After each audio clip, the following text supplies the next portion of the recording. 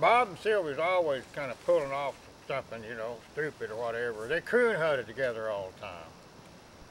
Well, while we was at that very camp that I was talking about one time, it wasn't this particular trip because Bob and Sylvie came in together, but another time, Sylvie got down there before Bob did, a day before.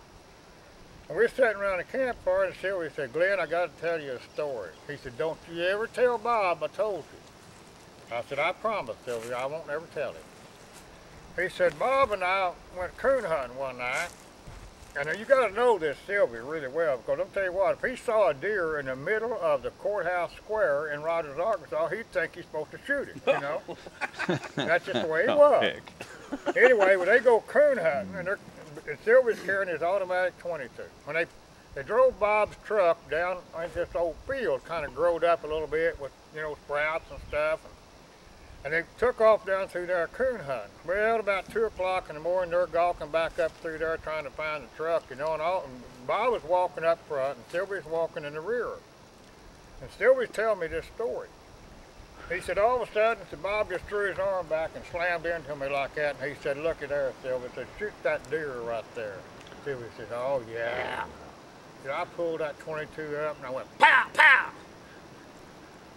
Bob says, oh, shit, Sylvie, I think you just shot my truck.